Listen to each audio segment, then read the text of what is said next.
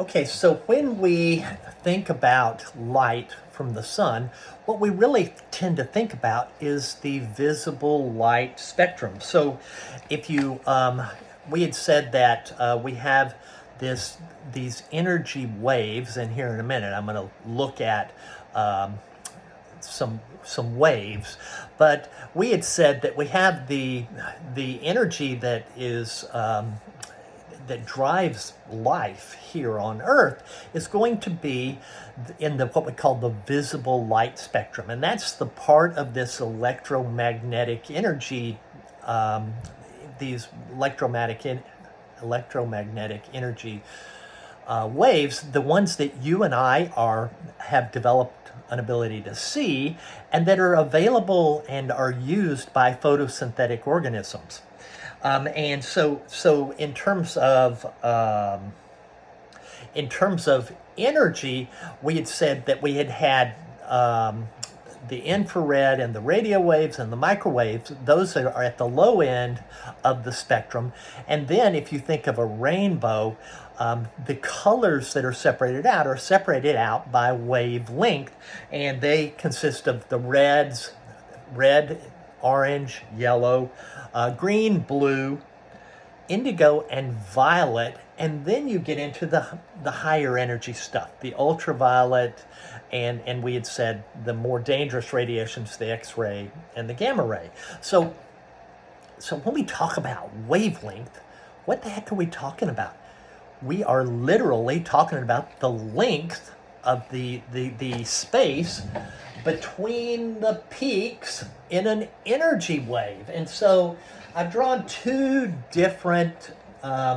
extremes up here, if you will, of illustrations of wavelengths. And here we can see we have a peak, a peak, a peak. And so the distance from peak to peak, the distance between two peaks is the length of the wave, or the wavelength. And it literally is a measurement. It is a physical measurement.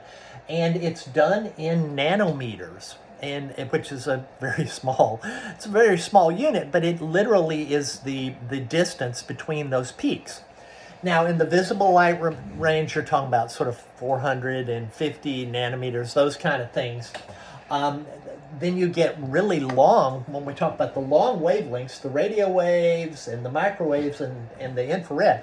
Radio waves are like up to like a meter in length between them. So they're very low energy, but with a big distance between the peaks. Then we have that in between, we have that visible light spectrum. And then we get into the real high energy stuff with the peaks really close together. And this is where we have the short wavelengths, and this is the ultraviolets, the X-rays, and the gamma rays. So all of this is really just energy in different intensities, with shorter and shorter distances between the peaks. Okay, so we have a wavelength that you always hear about, and then we hear about something else, a frequency. And so a frequency, on a radio dial, it says tune in to 91.3. And that's like megahertz or something like that, whatever it is. But what a frequency is the number of these waves that pass a fixed point in a period of time. So it's it's how many of those waves have gone by in a certain period of time. And I don't know how long the period is, but it doesn't matter. This is sort of helping you understand terms that we use to describe energy waves.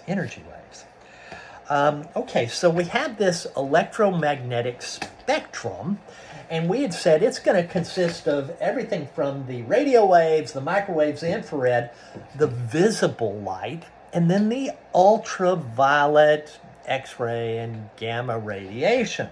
And so on the next video, I'm going to talk about the different components of the light that is making its way to Earth, of the energy that's making its way to Earth.